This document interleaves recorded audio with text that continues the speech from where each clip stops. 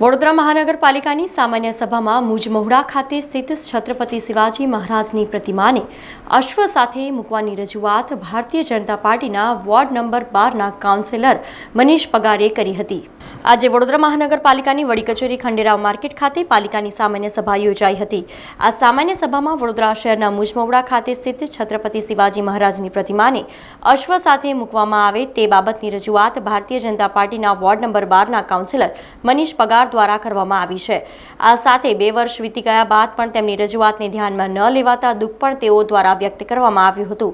અત્રે ઉલ્લેખનીય છે કે મુજમહુડા 3 રસ્તા પાસે છત્રપતિ શિવાજી મહારાજની પ્રતિમા જે તે વખતે મૂકવામાં આવી હતી તે બાબતે વોર્ડ નંબર 12ના ભારતીય જનતા પાર્ટીના કાઉન્સિલર મનીષ પગાર દ્વારા 2 વર્ષ પૂર્વે જ સામાન્ય સભામાં રજૂઆત કરી હતી કે છત્રપતિ શિવાજી મહારાજની પ્રતિમા અશ્વ પર જ હોવી જોઈએ।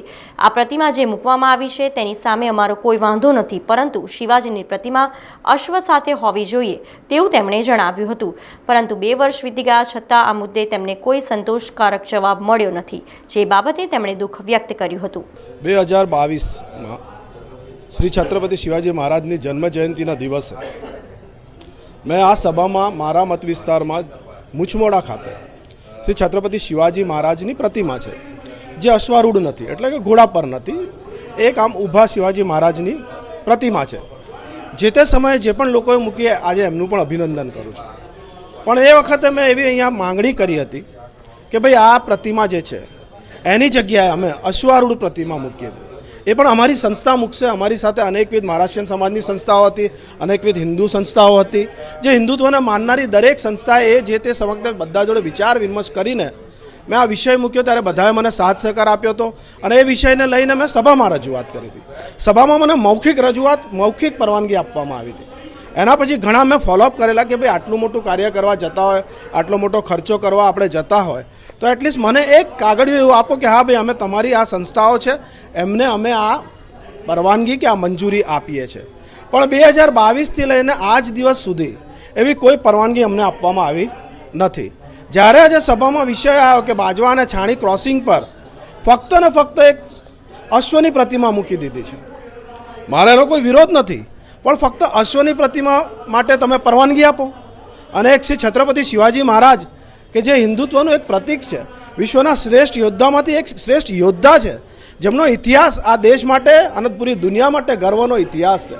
એટલે જે તે સમયે આ માંગણી એટલા માટે માંગી હતી કે એમનું જે કદ છે એ પ્રમાણેની એમની પ્રતિમા હોવી જોઈએ। એટલે પ્રતિમાની મેં માંગણી કરી હતી। ત્યાર દિવસથી આજ દિવસ સુધી મને કોઈ પણ પ્રકારની આમાં પરવાનગી આપવામાં આવી નથી, જેનું મને આજે પણ ઘણું દુઃખ થાય છે કે તમે એક સામાન્ય અશ્વની પ્રતિમા આપી દો છો, પણ તમે છત્રપતિ શિવાજી મહારાજની પ્રતિમા સમજ્યા કે હું કોઈ બીજી પક્ષનો હોઉં તો સમજ્યો, હું ભારતીય જનતા પાર્ટીનો બીજી ટર્મનો કાઉન્સિલર છું। હિન્દુત્વના વિચારધારા સાથે અમારી પાર્ટી વર્ષોથી વળગી રહી છે। આજે પણ ભારતીય જનતા પાર્ટી એટલે કટ્ટર હિન્દુત્વ અને હિન્દુ સમાજની આસ્થાની રક્ષા કરવાની વાત છે। જ્યારે જેને હિન્દુ ધર્મની રક્ષા કરી હોય અને જેમના ધર્મરક્ષક તરીકે કહેવામાં આવે એવા શ્રી છત્રપતિ શિવાજી મહારાજની પ્રતિમાનું જો અમને પરવાનગી ન આપવામાં આવે એ ખૂબ દુઃખદ બાબત છે। અને આ સંદર્ભમાં મેં આજે ફરી સભાના માધ્યમથી ફરી એકવાર પરવાનગી માંગી છે અને 76 કોર્પોરેટરોનો મેં સાથ સહકાર માંગ્યો છે કે ભાઈ આ વિષય મારો નથી, આ સમગ્ર હિન્દુ સમાજનો વિષય છે। સમગ્ર હિન્દુઓની આ લાગણી છે, માંગણી છે કે એક, અને એમાં કોર્પોરેશનને કોઈ ખર્ચો નથી। બીજું ટ્રાફિકના કોઈ નિયમો ભંગ થતા હોય કે ચલો ટ્રાફિક નિયમ સેમ જે ઓટલો છે એ જ ઓટલા પર અમે આ મૂર્તિ સ્થાપિત કરવાના છીએ। એટલે ફરી એકવાર આપ પાસે આપના માધ્યમથી કહું છું કે ફરી એકવાર લેખિત માંગણી કરીશ અને જો લેખિત માંગણી મારી સ્વીકારવામાં નહીં આવે તો પછી મારે અમારી સંસ્થાઓએ, સમાજના અમારા બંધુઓએ જે નિર્ણય લેવાનો હશે એ પછી જે પણ નિર્ણય લેવો પડે પણ એ નિર્ણય લઈશું। અને ચોક્કસ આપના માધ્યમથી કહું છું કે થોડાક ટૂંક સમયમાં ત્યાં અશ્વારૂઢ પ્રતિમા બિરાજમાન થશે અને થશે જ। સમાચારોના સતત અપડેટ માટે TNN ન્યૂઝને YouTube પર સબસ્ક્રાઇબ કરી બેલ આઇકોન પ્રેસ કરો અને અમારી સાથે જોડાયેલા રહો Facebook, Instagram અને Twitter ઉપર।